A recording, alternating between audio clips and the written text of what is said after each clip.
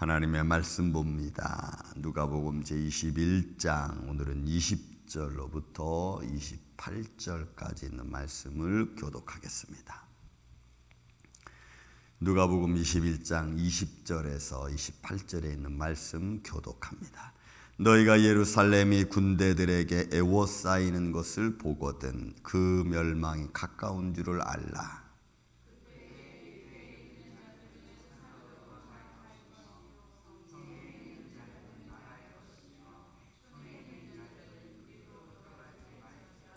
이 날들은 기록된 모든 것을 이루는 징벌의 날이라.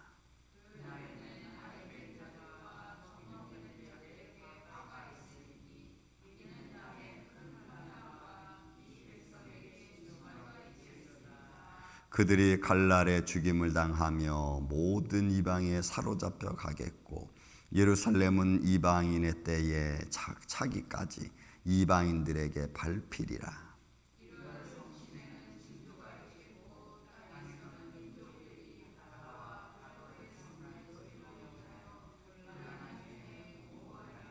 사람들이 세상에 임할 일을 생각하고 무서워함으로 기절하리니 이는 하늘의 권능들이 흔들리겠습니다.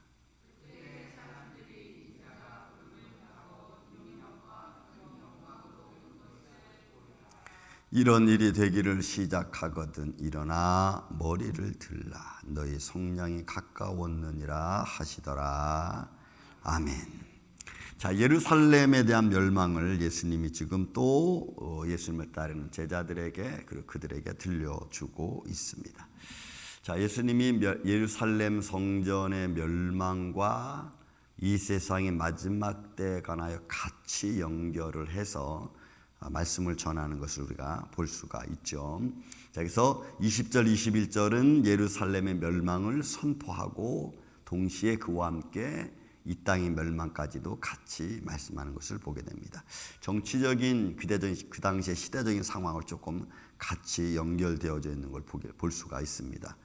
왜냐하면 지금도 예루살렘 성전에 가면은 예루살렘 성전은 사실 그 황금 돔이 거기 가운데 있고 이슬람 사원이죠.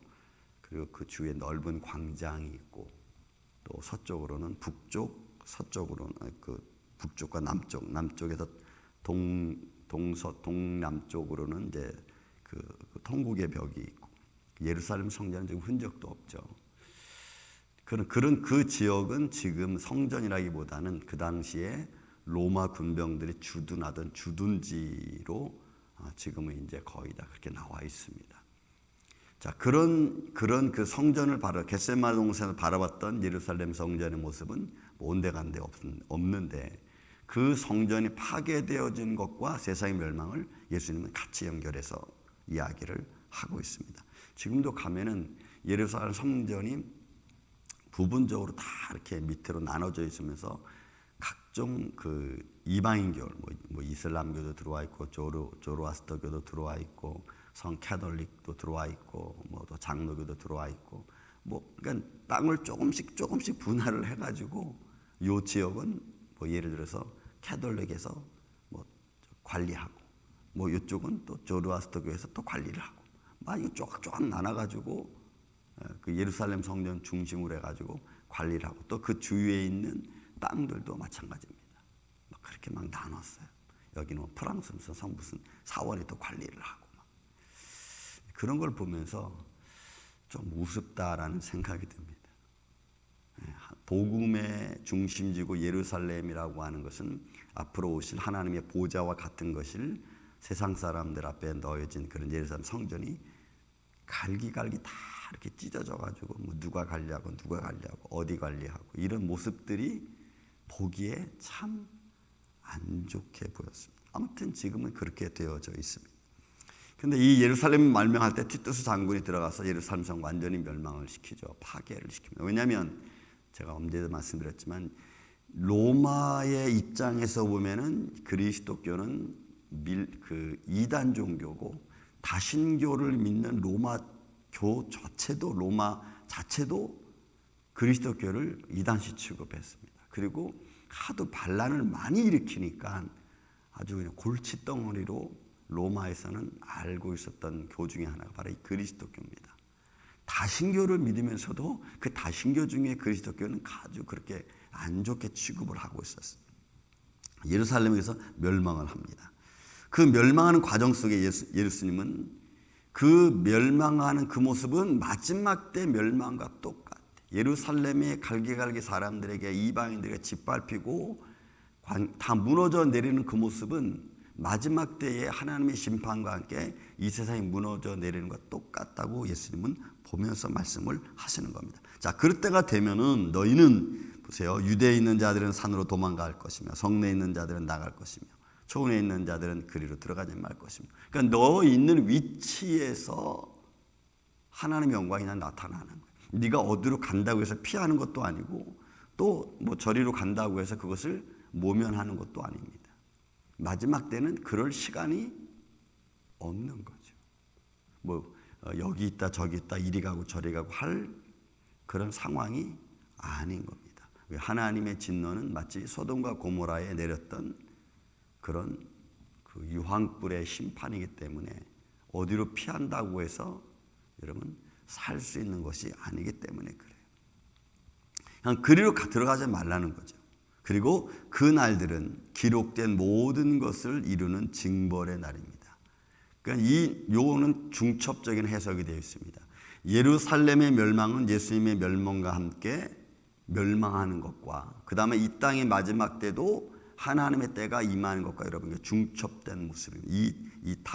이 말씀의 의미는 중첩되어져 있어요. 그래서 이 징벌의 날은 여기서 헤메라 쪽이죠. 징벌의 날은 예루살렘 성이 무너지는 것과 동시에 하나님의 때가 이루어지는 좀 포괄적인 의미로 예수님이 말씀하고 있는 거예요. 그러니까 같이 보시는 거죠. 그러니까 우리의 삶이 하나님의 장중 안에 있고 그 장중 안에 있는 어느 기간, 헤메라, 어느 기간, 하루, 뭐 날, 어느 한 기간을 딱 정해진 날이죠. 그때가 딱 이루어지는 겁니다. 그러니까 기록된 모든 거니까 하나님의 말씀에 기록되어진 것이 다 이루어지는 것, 또 예수님이 하신 말씀이 이루어지는 것, 이것을 다 포함하고 있어요. 그러니까 저와 여러분도 사실은 우리가 우리 뜻대로 우리 마음대로 우리가 계획세워서 살아가는 것 같지만 그러나 그 과정 속에 깊은 것 그리고 그 모든 것을 총괄하고 있는 것은 하나님의 계획이죠. 하나님의 구속하심에 대한 날입니다. 그러니까 그 안에서 우리가 계획하는 거 우리가 일하는 것 같지만 사실은 그 안에서 우리가 다 살아가고 있다 이 말. 그리고 그날에는 아이벤 자들이나 젖먹이 자들이나 화가 있으리니 이는 땅에 큰 환난과 이 백성에게 진노가 있겠습니다. 그러니까 결국은 그날들은 인생의 즐거움을 즐기는 자들에게 자기의 욕망을 향하여 달려가는 이들에게는 화가 있겠다.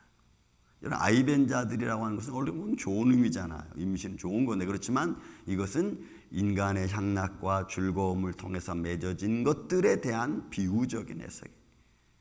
그러니까 그런 자기의 즐거움으로 가는 이들에게는 결국은 고통이 따른다는 거죠. 그러니까 즐거움이 고통이 되는 거예요, 여러분. 자기의 즐거움이 고통이 되는 거예요. 여러분 오늘도 우리가 그런 거 종종 있죠. 너무 좋은 것 같은데 그게 아픔이 될 수가 있어요.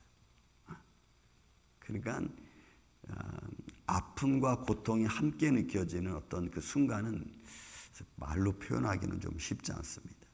이 당시에는 이렇게 그러니까 소돔과 고모라의 멸망을 우리가 보면은 좀 이해가 되는 거죠.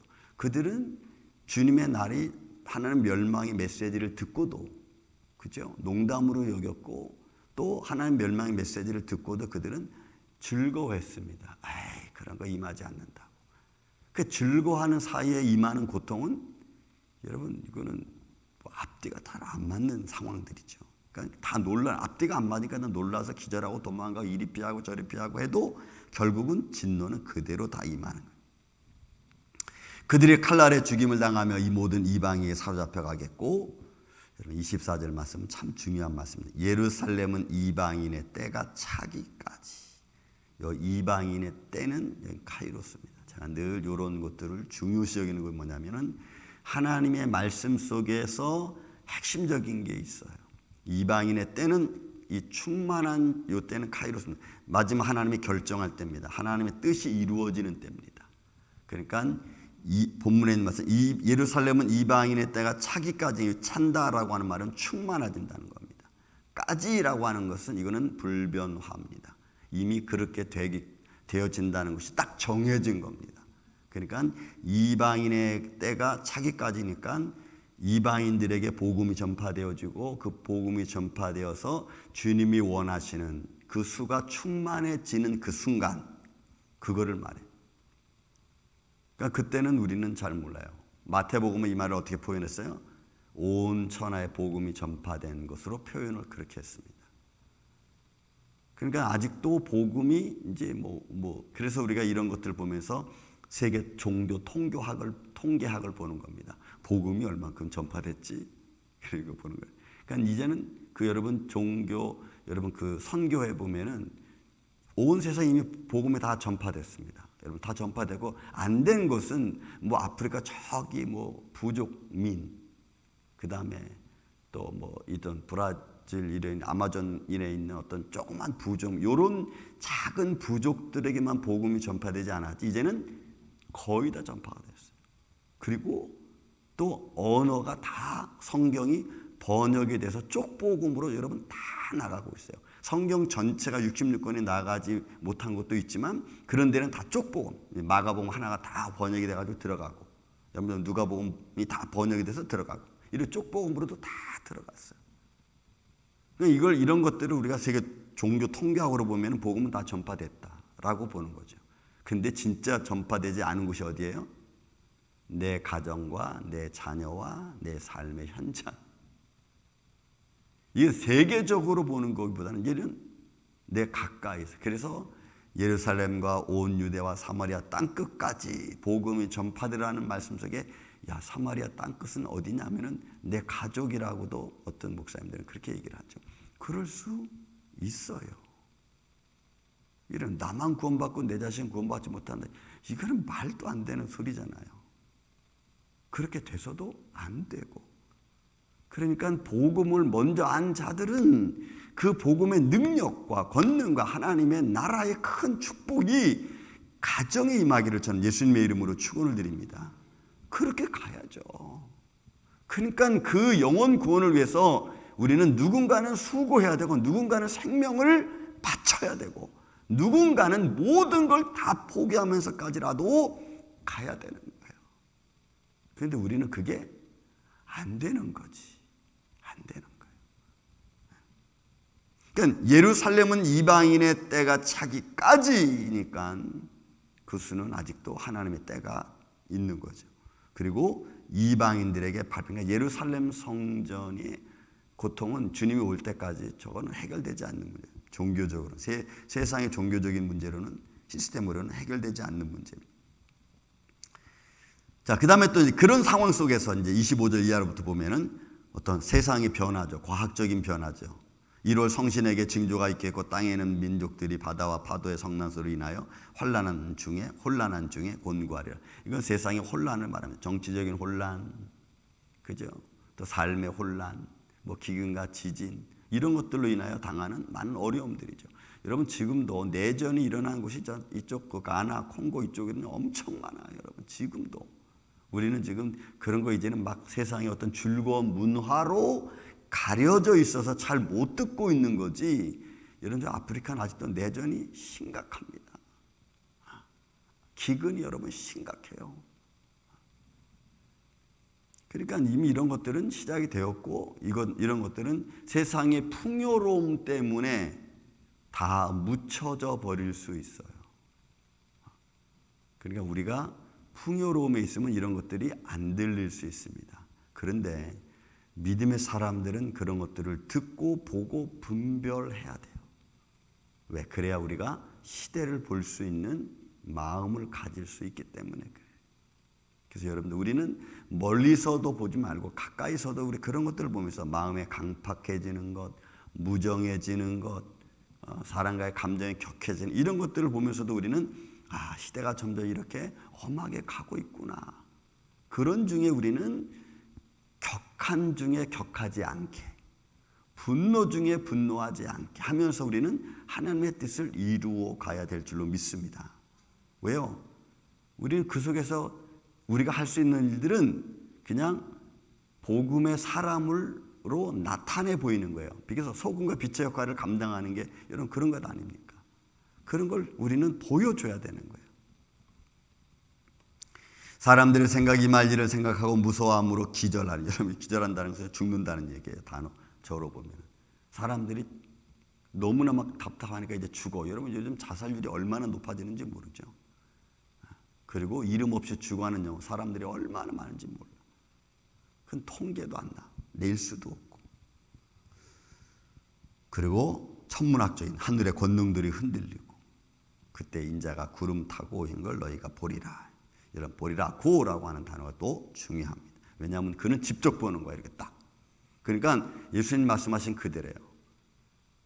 예수님이 구름 타고 오시는 건 너희가 보고, 그리고 살아있는 자들은 공중에서 그를 재림을, 이런 데살로니가전서 4장에 나와 있는 말씀처럼 재림하고, 또 죽은 자들이 먼저 일어나고, 그 다음에 산 자들은 예수님의 영광을 영접하고.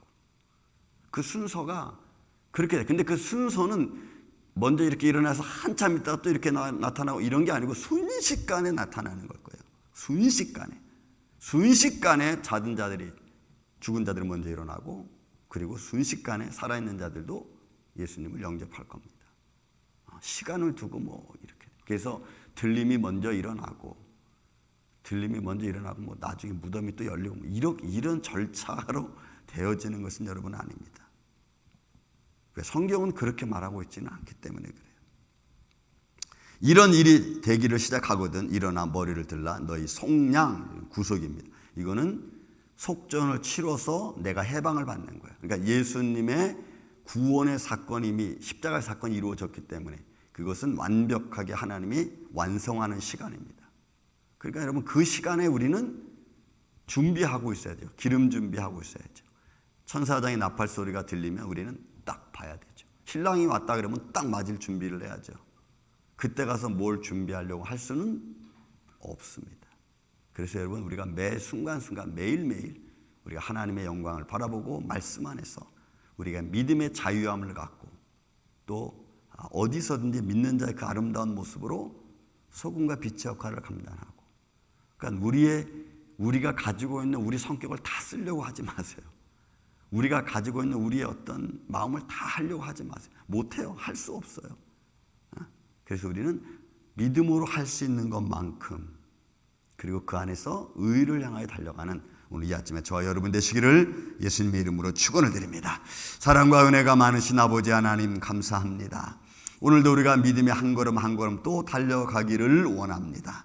주님께서 오늘도 부족하고 연약한 우리들을 주님 사용하셔서 하나님의 영광, 그리스도의 영광을 표현할 뿐만이 아니고 하나님의 나라의 생명을 선포할 수 있는 인생, 우리의 삶이 되게 하여 주시옵소서. 우리에게 주어진 생명 살리는 일, 이 일들을 게을리하지 말게 하여 주시고, 생명 살리는 이 일이라고 한다면 먼저 깨닫고 또 아는 자들이 달려가서 이 사역들을 감당할 수 있는 주의 종들이 되게 하여 주시고, 이를 향하여 일어나는데 인간적인 모습들은 다 십자가 뒤로 내려놓고 믿음으로 달려갈 수 있는 주의 종들이 되게 하여 주시옵소서. 이 한날도 이 아침부터 잠자리에 드는 순간까지 우리와 동행하여 주실 줄로 믿사오며 사랑이 많으신 예수님의 이름으로 기도하옵나이다. 아멘. 하늘의